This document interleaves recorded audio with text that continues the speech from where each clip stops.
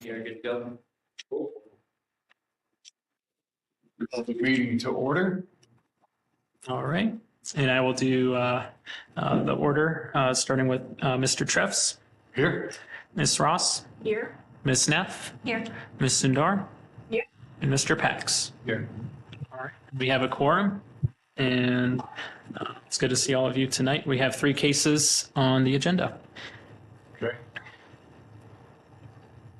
Anyone who intends to testify, please raise your right hand and be sworn. Do you solemnly swear that the testimony you shall give shall be the truth, the whole truth, and nothing but the truth? If so, state I do. I do. And when it's your turn to offer testimony, please state your full name, address, and affirm that you've been sworn in. All right. New business. Yep. All right. First case. This is located at 175 Orange Point Drive. This applicant is Orange Self Storage 2. We have the applicant Corey Bonda here tonight. The zoning district for this parcel is planned commercial office. And so just for the description of the property, property is located north and east of the corner of 23 and Orange Point Drive, and the site is currently under construction and is an expansion of the adjacent Prestige storage building. The site is currently zoned planned commercial and office, as I mentioned, under rezoning case 2642. So for the request, the applicant is requesting 2 area variances from section 22.03C1 of the Orange Township zoning resolution to allow for 2 wall signs to be installed above the permitted 15 feet in height. And the signs are proposed to be 23 feet 0 inches, and the other one 23 feet 9 inches from grade to the top of the sign respectively. For the surrounding area, to the north is planned commercial office. The land use there is existing Prestige storage building. To the south, also planned commercial and office district. That's Orange Point Drive and commercial uses. To the east is planned commercial and office and existing Prestige office or storage building. And finally, to the west is planned commercial and office with general commercial uses. All right, for the next page, you can see the site with this aerial imagery does not reflect that the storage has been built. You may already be familiar that the buildings are in place, and the applicant is requesting the 2 wall signs on the existing building. A little bit more zoomed in again from a year or so ago, prior to the buildings being added. All right. So for signs 1 and 2, this is the code section is 22.03C1 that they're requesting an area variance from to exceed the max sign height requirement of 15 feet. So I'll read the code. Commercial and industrial display signs. All display signs shall be mounted on the building which houses the business establishment advertised by such signs, except as otherwise specifically authorized by this resolution. Such signs shall be located on or along a wall of such building which faces a street, parking lot, or service drive, and shall be located no more than 15 feet above finished grade or the height of the ceiling of the first floor of the building, whichever is less. So the proposed sign number 1 would encroach 8 feet into the 15-foot height requirement. This is roughly a 53% variance request, and the proposed sign would encroach 8 feet and 9 inches, and for the proposed sign number 2, it would encroach 8 feet and 9 inches into the 15-foot height requirement, and this is roughly a 58% variance request. So exhibit number 1 is that sign number 1. You can see there's a rendering showing on the side of the building what that would look like being 23 foot 0 inches to the top of the sign. And for the sign number 2, exhibit 2, there's the 23 foot 9 inches on the side of the building. finally, for your reference, and this gives you an idea of the existing building, there's the two sign locations. I believe that sign number 1 would be facing to, is that to the south? Sign number 1 is to the south, and then sign number 2 is to the east. Is it? No. Yeah, sign 1 is facing 1.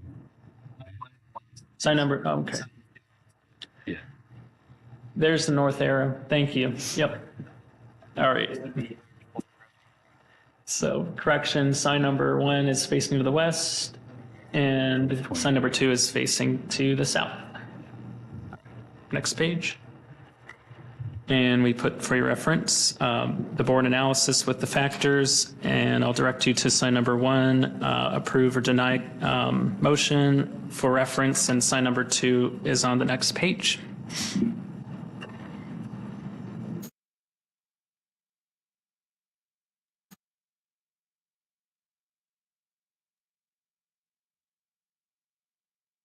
Tell us about this. Yep, so we're obviously nearing the end of construction. Oh, name and Oh, address. sorry, Corey Bonda. Address is 175 Orange Point Drive with Orange Self Storage 2. This project is nearing completion. You were sworn in? Yes, I was sworn in, sorry. So yeah, like I said, this project is nearing completion. We are expecting to be complete early April.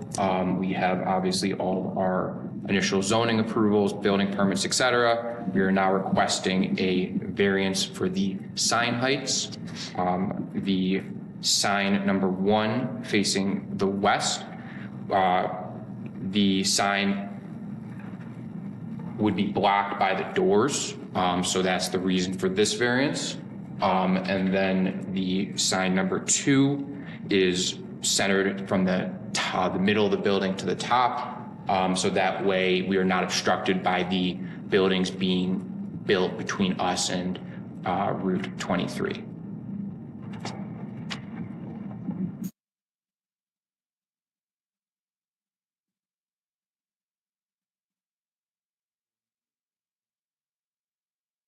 Signs are fully illuminated? Yes. And they'll be illuminated 24/7 or? is that- No. No? They would not be illuminated 24/7. So, can you? There would just be controlled by a photo cell at night, so they'd be not illuminated during the day. Okay, but I guess what I'm asking is Dusk till dawn. dusk till dawn. Yes.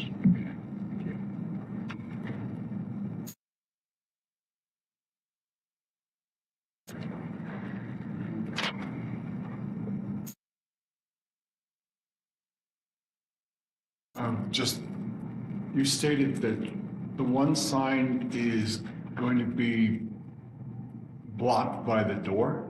Yes, if you go to sign 1, so if you see if we would not get this variance, the sign would be, at this height, would be blocked by the doors that are about 10 feet tall. Which door? The roll-up doors, the orange doors. In other words, the signage would obstruct the operation of the doors. Yes. The signage would, in essence, be in front. Those doors are 12 foot high. Yeah. Well, roll up Yeah. like this Yeah. or roll straight up? They roll up into a coil, not like a garage door. Okay, so what's the coil width diameter at the time they're fully up?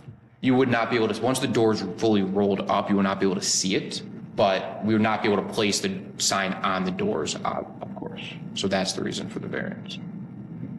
To elaborate on that, I mean, basically, those are overhead coiling doors, so the housings are on the interior of the building. So those doors coil on the interior. You do not see that housing. But what the applicant is saying is the orange indicates that's a 12 foot high. Is that the overhead doors? 10 foot high. 10 foot. So the orange would be the head or the top of those doors is 10 foot above pavement. So So the sign would only be able to be 6 feet if we do not get this variance in. Okay, and you constantly leave the doors up? No, the doors are shut 95% of the time. So 95% of the time, the sign at 16 foot would still be clearly visible. Yes, but it would not be possible to put the sign where the door is. It's not possible at all to have it because the way. If I may speak, I believe Kelvin's saying that it could be dropped further so that it's the bottom of the word storage would be right above the header over the doors. Is that? Yeah, that's one thing. That's one thing, yes, but then we'll be blocked by the two commercial buildings, so you won't be able to see it to our west. Do you happen to have a lot plan that kind of shows where those buildings could be? So we see where this, Go back out. Yeah, it's on the couple Okay. pages. Yeah, no.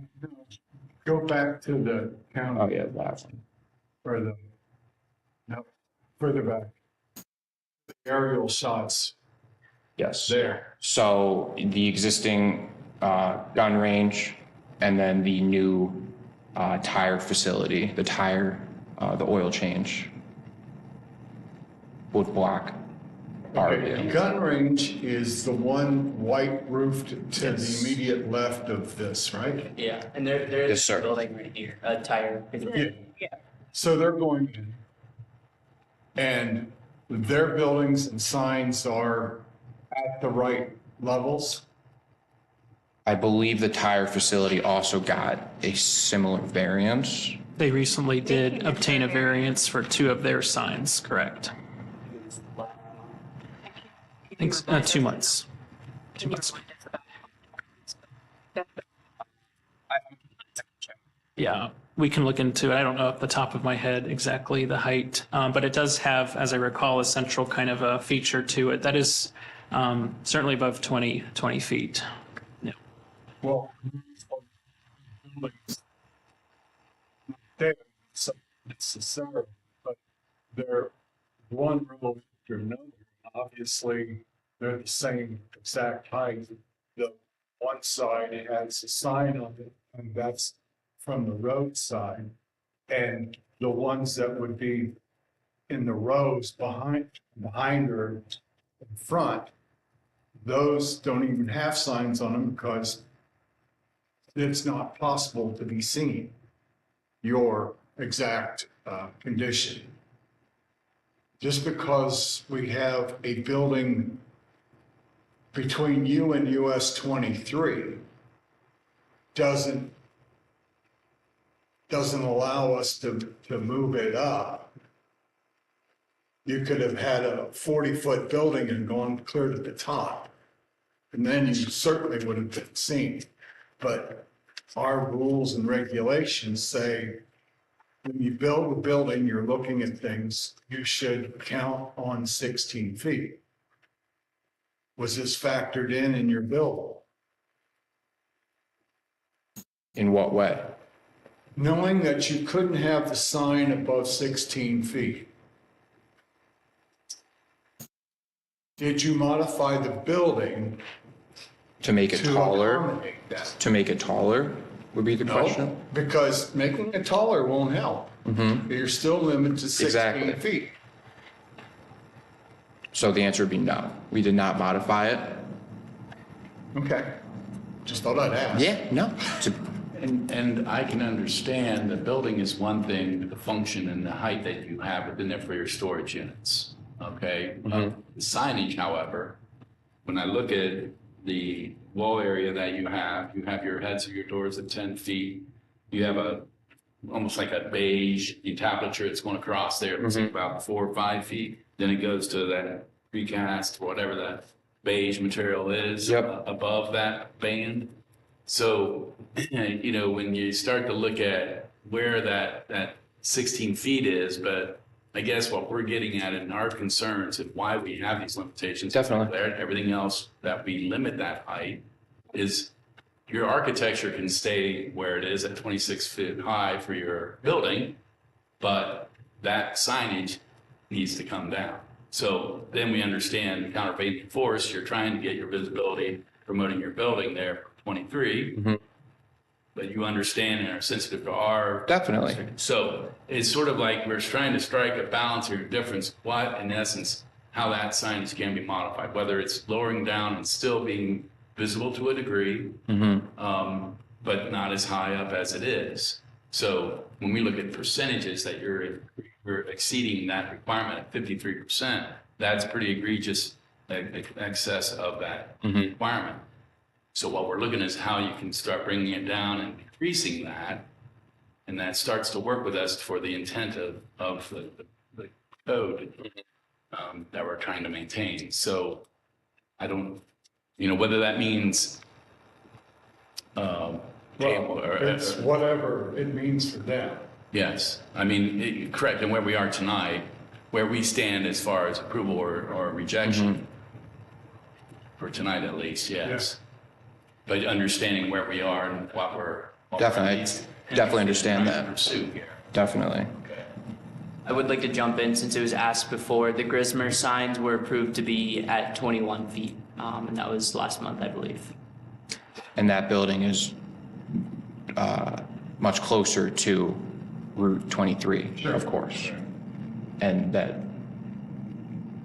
average building height is much lower.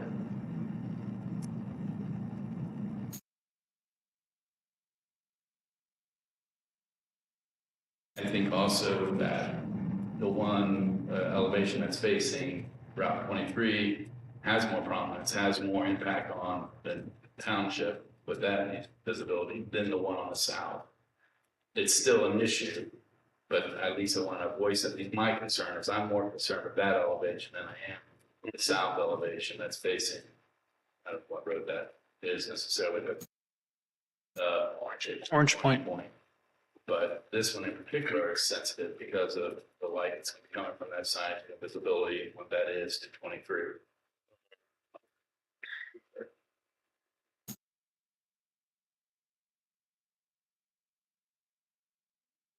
A two-story building or a one-story building? It's a two-story building. Yeah, I hadn't really looked into the floor plans, so I would defer to the applicant.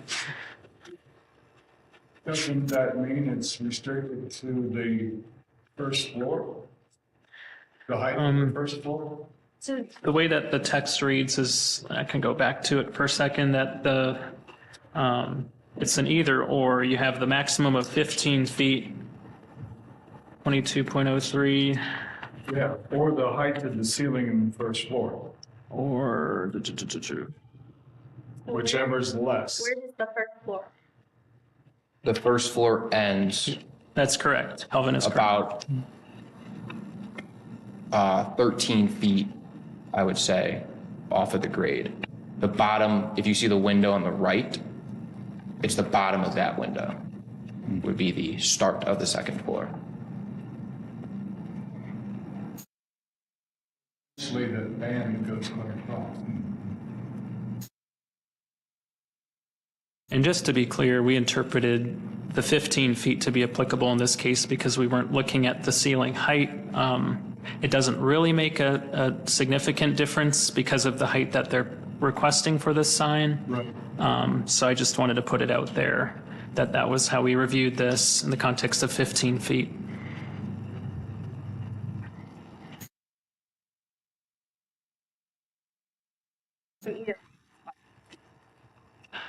Roughly, and I didn't look into confirming the height of the ceiling, which, as 22.03 states, is the or part of the equation, the height of the ceiling of the first floor of the building, whichever is less. And That's what the signs were proposed and approved at, yes.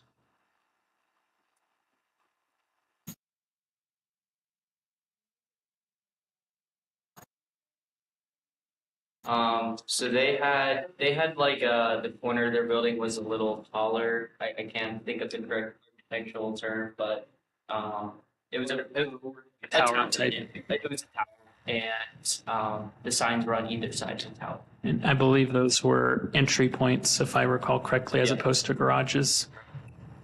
Yep.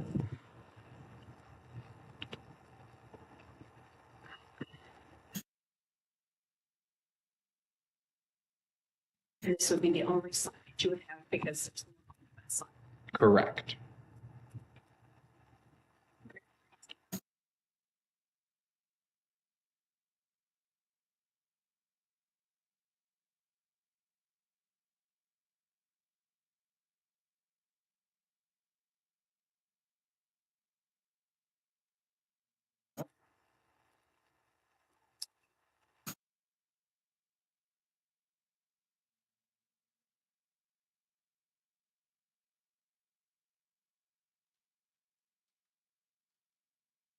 And I do want to remind the board, if you have anything, you can close the applicant's portion of the discussion. And if you want to have more discussion amongst yourselves, you're welcome to do that. Or you can make a motion and you can refer to the motions that we have.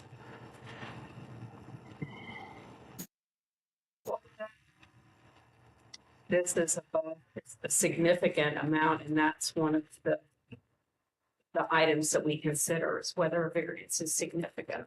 It's significant.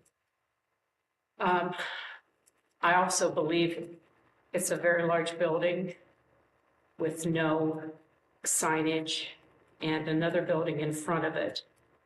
And I believe it presents a difficulty for the applicant to not have signage in an area that benefits them. I'm probably more concerned with the size of it than I am the location of it, especially since it'll be lit at night. And there are some surrounding buildings that have huge signage that are inappropriate.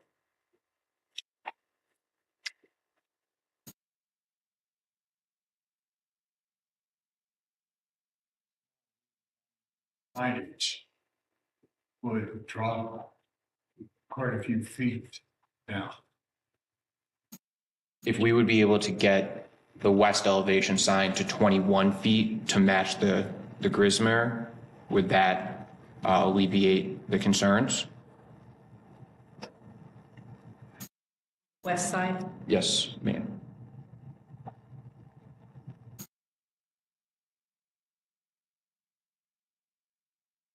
Because then we would be the same exact height, but 100 feet, 50 to 100 feet further Back. off of Route 23. You were saying you're concerned about the size of the sign itself. So, yeah. Well, and you've got stacked. I'm not trying to redesign the sign, but in order to understand what we were talking about, you've got prestige on top of storage. If that was linear and the lock was reduced, you could drop several feet off of the top of the sign. So you wouldn't be ending up at 23 feet, you'd probably be ending up at 20 feet. One proposal for sure. I mean, Then my worry would it be visible at all because of the obstructions to the west? That building obstructions. Correct. I would have to look at it. Located on one end or the other, you're either between the buildings or beyond the building. I think its dimensions is less than yours. This portion of the building is parallel with the new auto body shop. Yeah. The existing building right now, or buildings that are behind this one, The self-storage buildings are there any signs on them? on our building, that's a different project, actually. It's a different owner. It's a different project. Okay. So it's, wouldn't say precision storage. It does, but it's a different owner. It's a different owner. Okay, It's a totally different parcel. It's not the same project. totally understand. Yeah. Just was, Yes, yes. So that building, I believe, has a sign on the south elevation and the west elevation. But it does say it's supposed to be storage, correct? Yes. And I was asking about the building in front, sits in front of the west elevation, because we don't have anything to show us whether it sits in front of this side of the building or in front of where your signage is. And I in particular want to make sure that I'm making a good decision for you and for the other buildings around you. I don't have any way of knowing where that building sits. Are you able to go back down to, or to the, down or up to the aerial? I forget which way. I can pull up the area. I can also try to see if I can find anything with where the Grismer building's located, but no guarantees. That would be even better. Appreciate it, Andrew.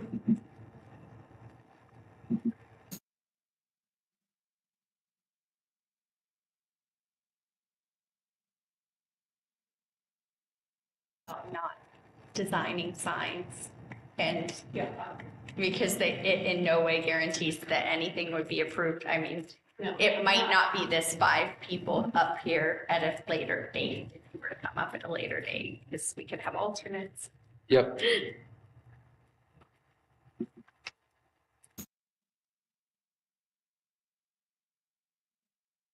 If you give me a moment, I can pull up the site plan for the Grismer, if you'd like that. Okay. I'd just like to know where it sits in front of this building.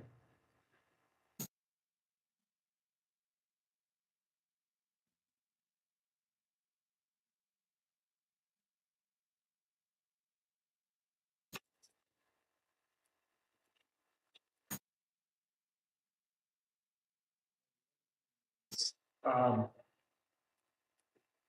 we see the yellow square, so we, well, trapezoid, so we know where it's at. But on that location, how much of that landmass does your building take up? A pretty sizable portion. That's what I kind of thought. Yes, if you, there is a site plan.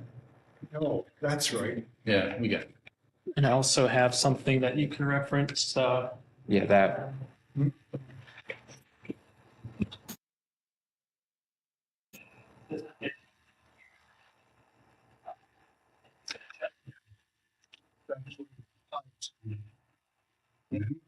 Yep.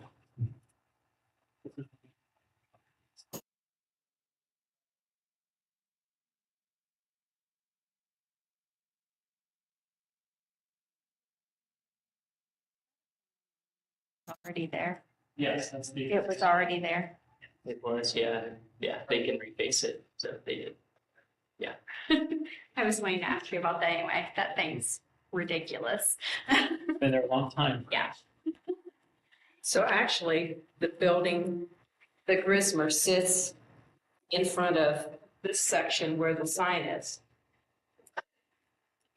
Yeah, based on the alignment, if you're looking directly from 23, that is the narrower side of the building. But this side, sit above it? Is it tall enough to sit above it? Because it's not on the tower side, and maybe. Let's just see. Probably not, but that's more of a guess. So.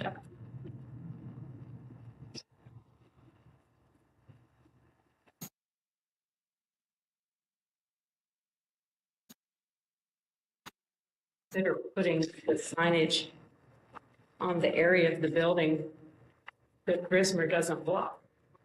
then it is pretty obstructed because obviously very rarely are you looking directly, when you're on 23, you're looking directly at it. You're generally at an angle because you're driving on it. So either way, the gun range or the tire center is obstructing it during your point of view. If, I don't care, driving north or south on US 23 in a car or a semi, position of the signs will give you a clear view from a car or semi across the top of the gun range and the tire store.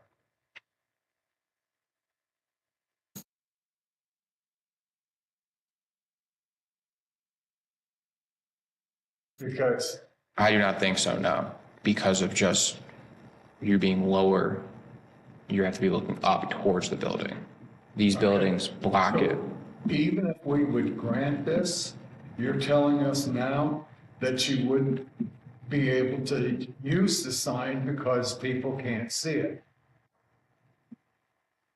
No, it would be more visible. It would be, Okay, you got yes. 2 inches instead of 1 inch, or that they actually can see. How much more visible did your engineers say that this sign would be at that height, We don't have an exact measurement. roughly? 4 feet, 4 inches. It's probably 1 or 2 feet, if that. I would say closer to 1 foot. And so the only thing you can see is the precision store is precision at the top of the lot, is what you're telling me.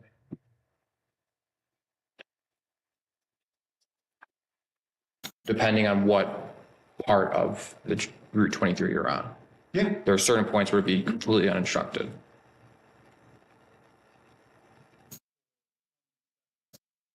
Depends how fast you're driving, but very few seconds. I mean, part of an exhibit that would be quite helpful would be a parallax kind of Yeah. projection. Yeah. So you basically are having the profile of the tire and the shooting range there. And from 23, you're basically, it wouldn't be hard to construct that either. It's just basically sight line from Yeah.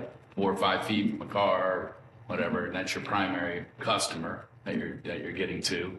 And what is the obstruction just on sightline stuff? That would be a huge one for us to bolster or support Yep. an argument on the Yeah. height, okay, and visibility. It's just very difficult to Yeah. conjecture until you actually have that science. Of course, but then the other thing to remember though is our neighbor got the thing approved at 21 feet. That I understand. So, and we're This is how the board makes a decision. definitely, no, I just want to make sure that, definitely. Yeah, each and every case is unique. Each and every lot is unique and the requirements is unique. Definitely. So the board analyzes each and every fact which is needed to resolve the specific case. So we cannot disclose on what basis we made a decision, like approving them for 21 feet. We can only suggest you, to be honest with you, we are not even allowed to design or, to help you with any measurements. We can only give you like some suggestions and then Understood. to help you to,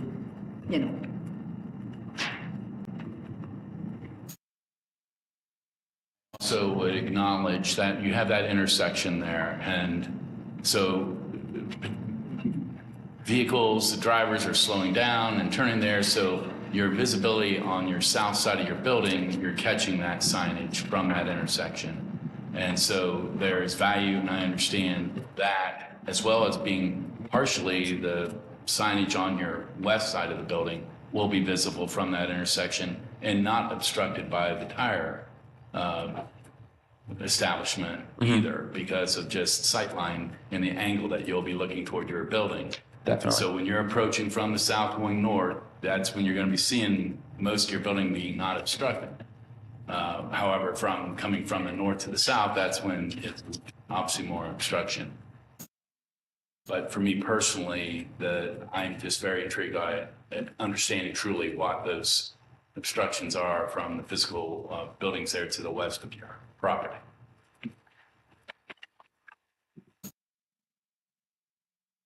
Anything else? Does anyone feel the need to go into private deliberation? So you can request a continuance, which would be under the same fee and same application, but you would have to.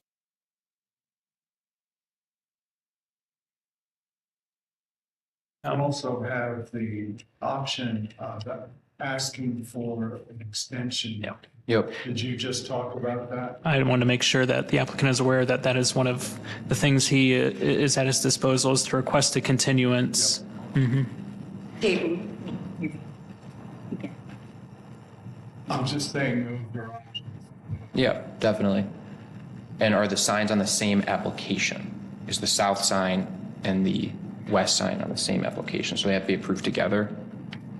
Meaning, can we keep the existing south elevation and then just modify the west elevation that we spent a lot of Well, time? again, that comes down to if you want to request the continuance, you could request the continuance for both signs. If you don't request a continuance for both signs, then that would be kind of the board's decision to make a motion on. So, yep. Yeah, we would like to definitely request a continuance to continue this discussion on the west elevation, but on the south elevation, we would like to hopefully just move forward with. Yeah. Okay. So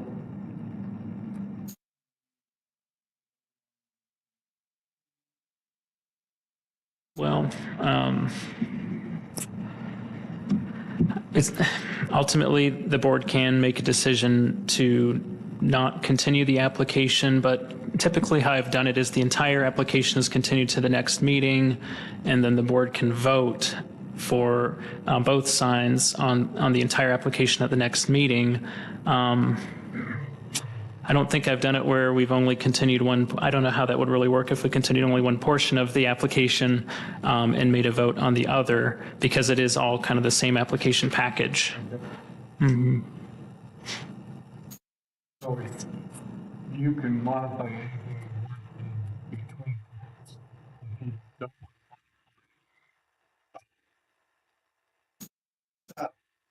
Yeah, I think it was the south. The south elevation.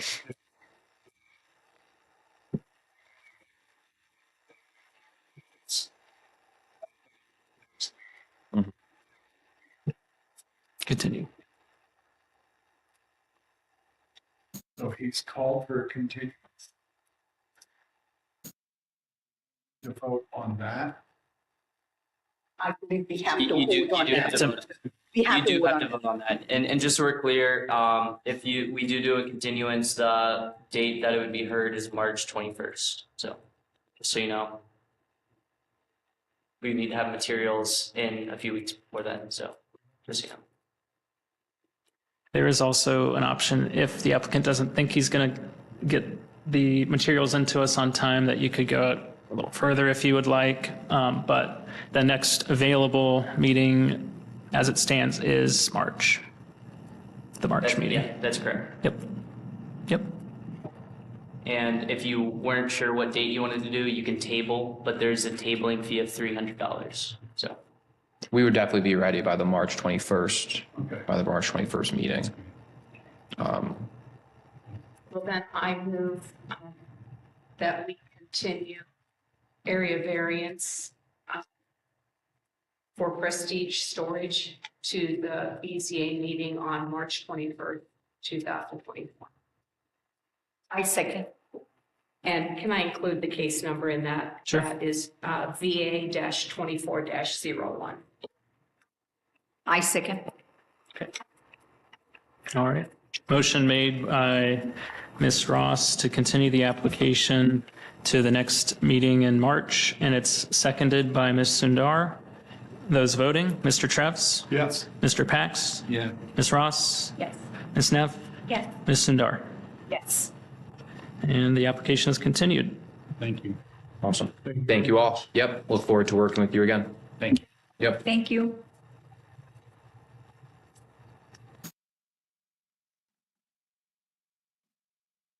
Right. All right, we're going to move on to the next item of new business, and that is variance and conditional use requests for the case number VACU 2402 by Pulte Homes, the applicant Nikki Martin.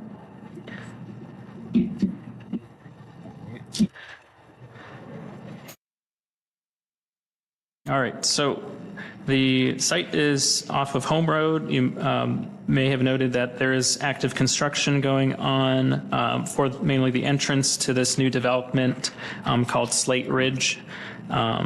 Parcel ID 318-230-21-001-001. The zoning for this parcel is single-family plan residential district. And I'll just jump into the description. The subject property is located north of Home Road in the future Slate Ridge subdivision north of Orange Grand Communities. The model home is being proposed here, and it will be located at the entrance of the subdivision on a future private street. The site is currently owned by Pulte Homes of Ohio, LLC. The applicant is seeking a conditional use from the Orange Township zoning resolution, Article X, to allow for the construction of a model home in an area zoned single-family plan residential district. The applicant is seeking an additional conditional use for a second model home, and this will be in the subsequent case, CU 2403, which will also be heard this evening. The model homes will be adjacent to one another, and they will share a parking lot area. The applicants are seeking an area variance in VACU 2402 for the parking lot to have 9 parking spaces for the required 12 total parking spots. There is also proposed signage and pole lighting package for the model homes and parking lot. The signage does not require any variances, however, it does require approval as part of the model homes conditional use.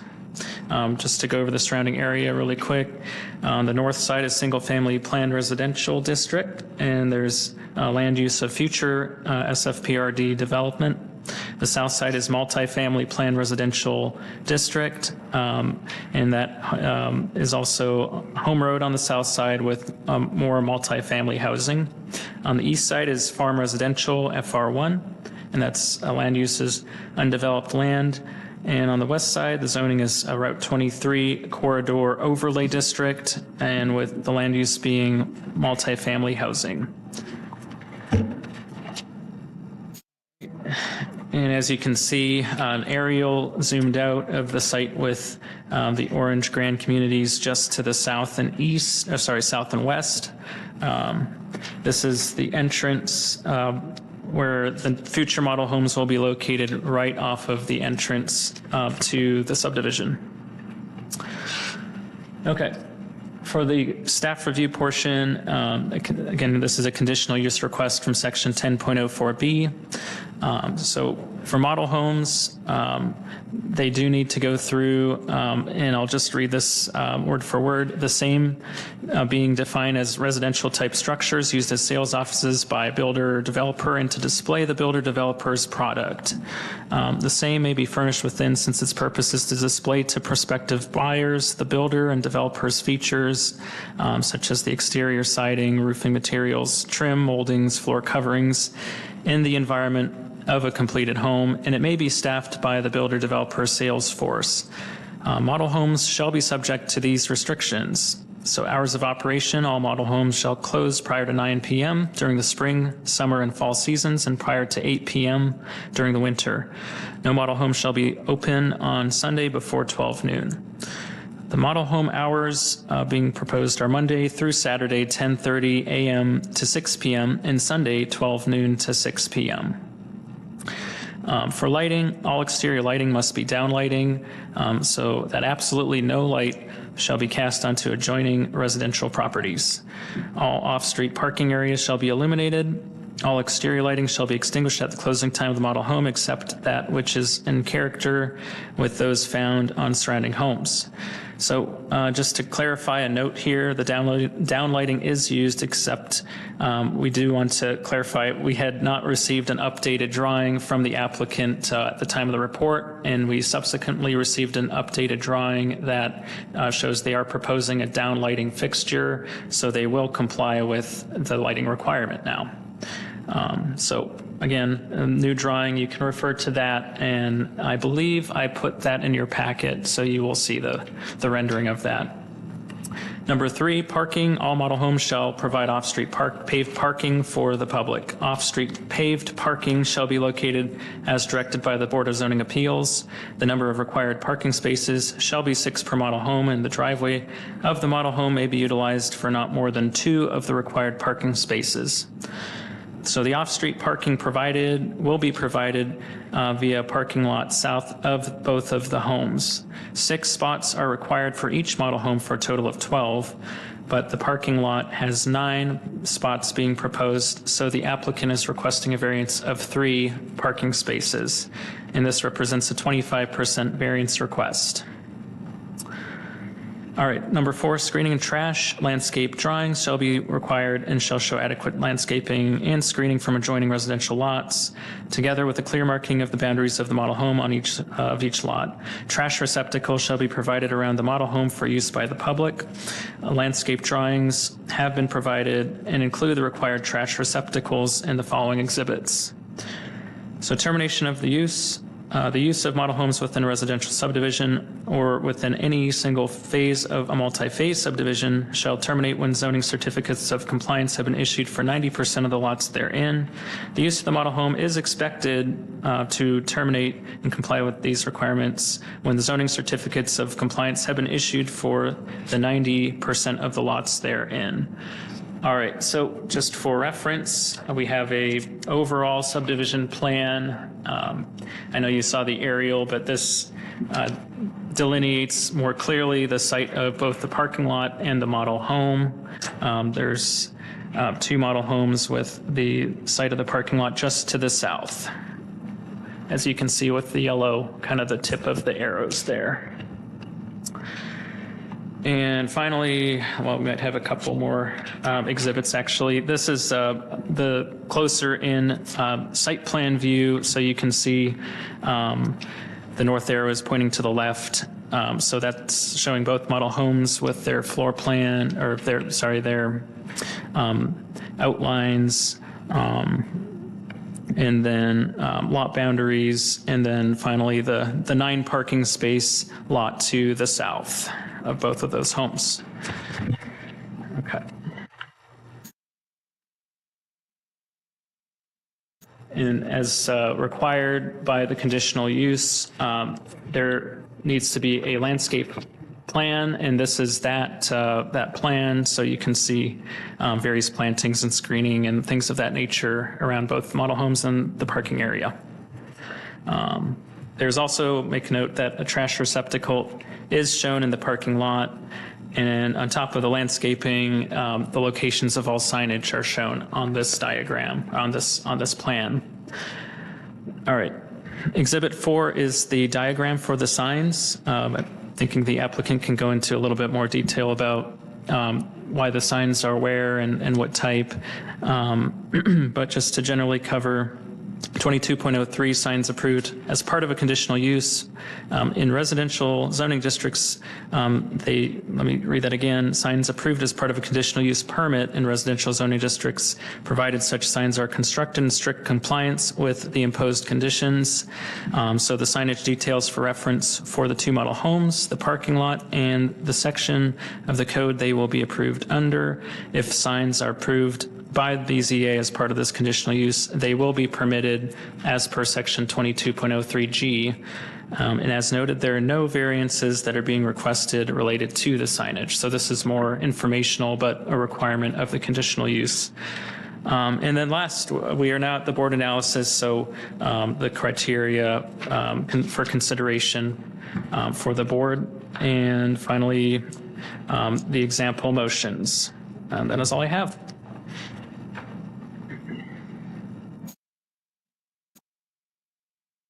Evening, I'm Nikki Martin, 475 Metro Place South, Suite 200, Dublin, Ohio, 43017, and I have been sworn in. You're welcome. Good evening. I think Eric covered it very thoroughly, but appreciate your time. We are requesting approval for conditional uses for 2 model homes and an associated parking lot. There will be 1 sales office. Therefore, we find operationally that 9 parking spaces will be adequate to serve our use, and all the associated details have been provided. If you have specific questions, I'm happy to speak to those.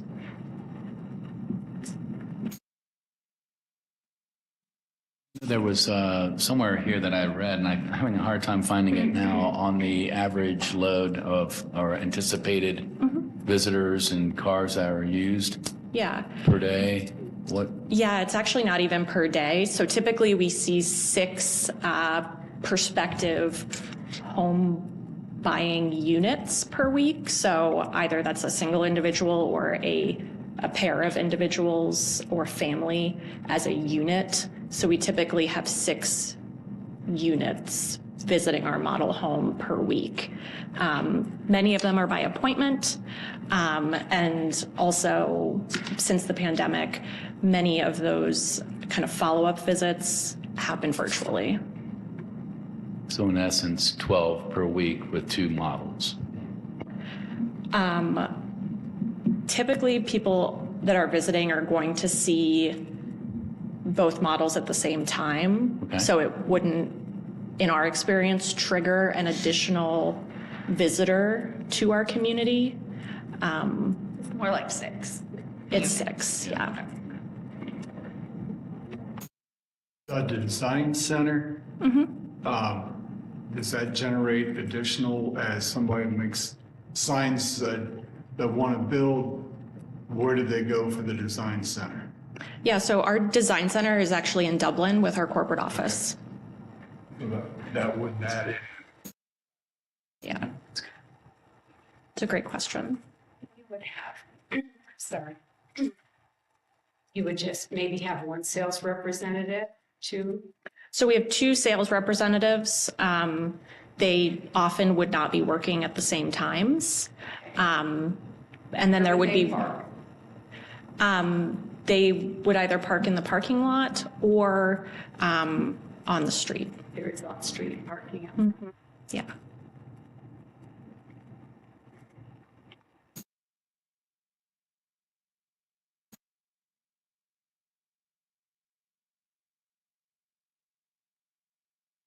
Would you walk us through your signage?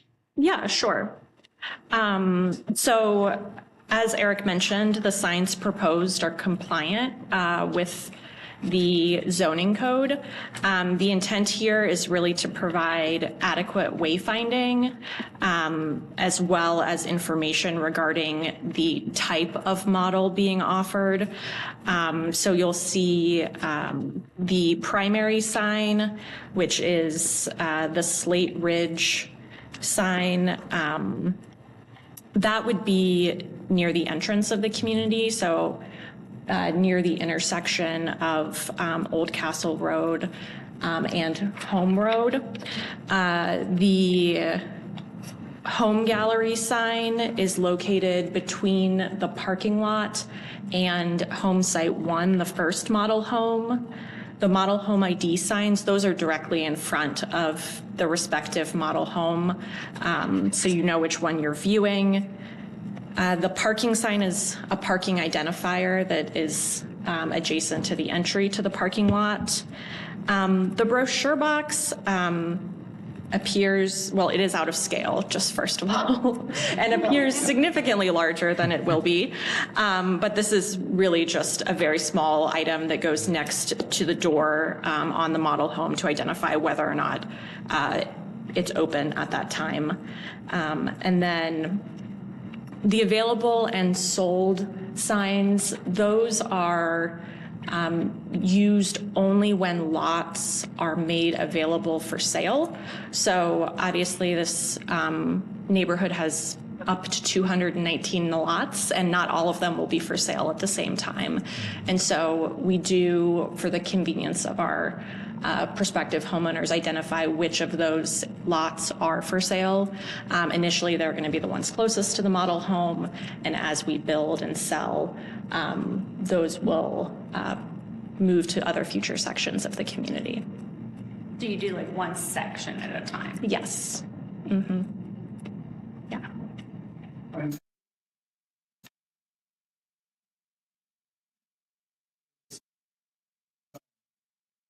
Effectives probably, but the prestige, the meadow, and the parking, the thickness of those signs appears to be thicker than all the other signs.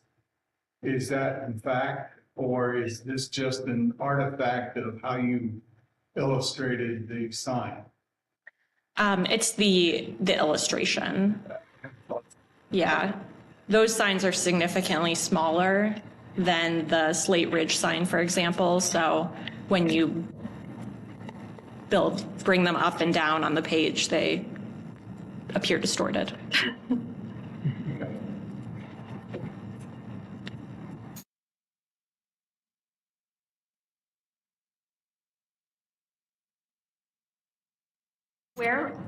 Where will this sign go? The home gallery sign that's 72 inches? Yeah, so that's located on the, adjacent to the walkway between the parking lot and home site 1. So it's a welcome to this buying experience. But none of these signs, Eric, require a variance. No, they are just for information, so the board has an awareness that they'll be going in. Okay. Thank you. My first time. Sure. How are they attached to the ground? Just shove them in like the sale and sold? No, they are, while they are temporary signs, they are installed in a permanent manner. Okay. So they will be in place until such time as we reach the 90% and are required to discontinue the use of the model home. If it would come to need to be replaced, it's in our best interest to continue to maintain that in good condition, so we would. The ones for the lots available or sold? Yeah, those are on a stake, so it would Yeah. kind of be what you would anticipate. Yeah. Okay.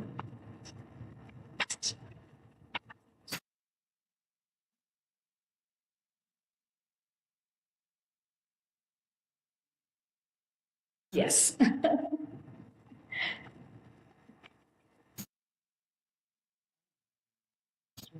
Anyone? I'll make a motion. Sure.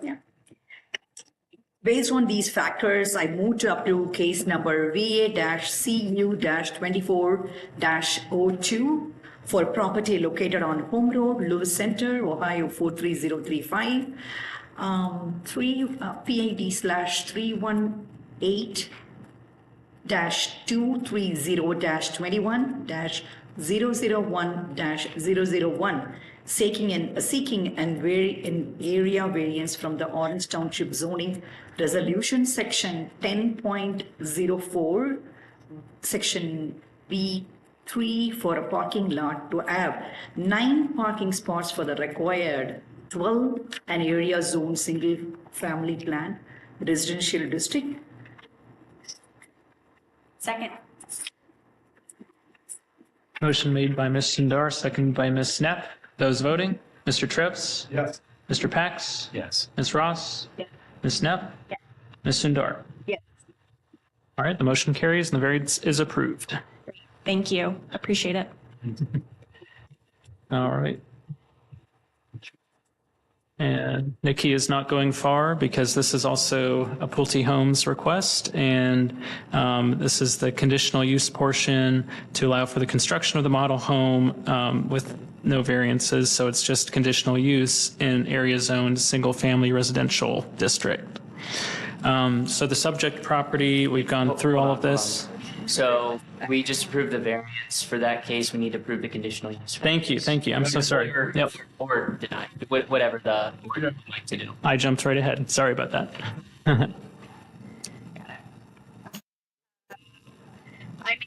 Based on the facts, I took case BAC-2 for property located on Home Road, Center, Ohio 43035.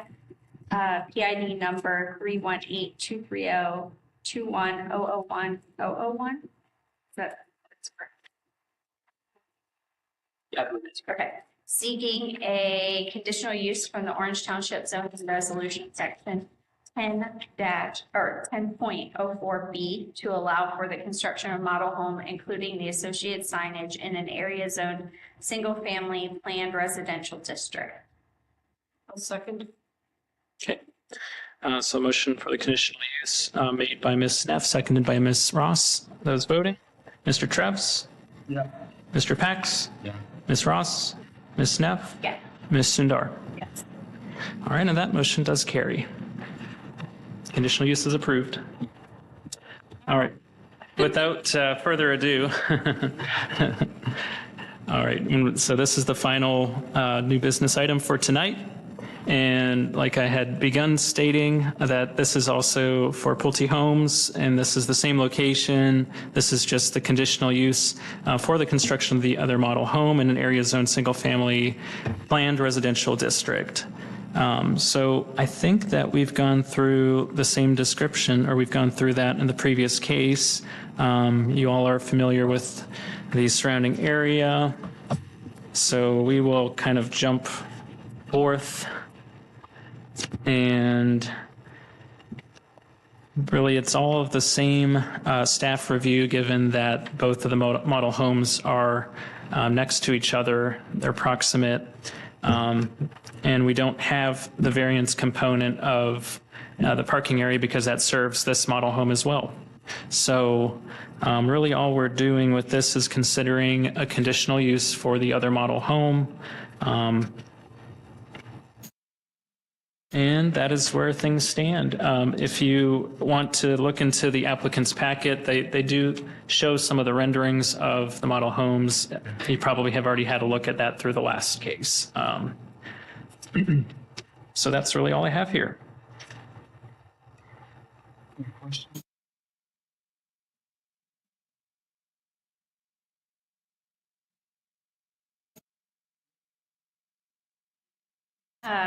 Based on these factors, I move to approve case number CU 24-03 for property located at Home Road, Lewis Center, Ohio 43035, PID number 318-230-21-001-001, seeking a conditional use from the Orange Township zoning resolution section 10.04B to allow for the construction of a model home in an area zone single-family planned residential district.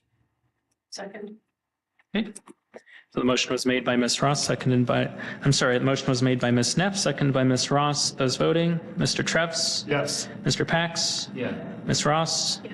Ms. Neff? Yes. And Ms. Sundar? Yes. And that motion carries. Variance is approved. I'm sorry, conditional use is approved. And no variance for this, so. I think that's it. Well, actually, a couple more items to cover based on our completion of minutes. I know a lot of you looked at them. Some of you had some comments based on. Oh, sorry about that. No problem. You don't have to stay. Oh, Okay. okay. Just making sure. No worries. Likely it will not, but at this point. I wanted to make mention that in particular, Ms. Ross said she was looking at minutes and saw some revisions were needed. It's obviously your decision, but perhaps there can be some extra consideration time if you want to email me with any of your corrections and revisions so that I can kind of compile those before we go ahead and approve them. I'm happy to take those on, but I understand there were quite a few changes that Ms. Ross in particular had for the November minutes and maybe some for the December minutes. So ultimately your decision, but we can we can hold off tonight for either those 2-minute approvals until we look at what needs to be revised in a little more detail and then move forward with approving them as amended for the March meeting. I'm changes, and it's in my scribble, all in a Word document, and I knew that. So, if you don't mind giving me a little bit more time. I'd like some more time too, because I didn't get. Sounds fine. Many pages worth, I understand. So we will forgo making any approvals on or decision on those tonight. We don't need to. No, it was on the agenda the last time as well, and we just forgoing that. So no problem. And then I know it's not on the agenda in terms of the text, but I did want to reiterate for the board's awareness that we're still going through with our code rewrite, and in fact, the momentum is picking up with that. We've had a work session with zoning commission. I think that there was great discussion involved with that several weeks ago, and in fact, next week is another work session to continue thinking about the rewrite, making, taking on feedback and incorporating that in the rewrite. So just encouraging you all, and a little bit of a friendly reminder to consider further what feedback you have and corrections and just anything that stands out to you. And also want to make it clear that staff is willing to meet with you on a one-on-one basis if you want to meet at the office, a place of your choosing, coffee shop kind of a thing. But even more straightforward, you're welcome to call, email, compile those kinds of revisions for our discussion consideration. We're very open to taking that on because we believe you all have a valuable perspective to bring. So just, yeah, more of a informational item, but also encouragement to you to that end. So, yep. Thank you. Yes. You're welcome. And that is what I had. So the last item is really what you see, adjournment, if you want to go forward. Is there a motion to adjourn? So moved. All in favor? Thank you. I thank you all. Thank you. Appreciate it.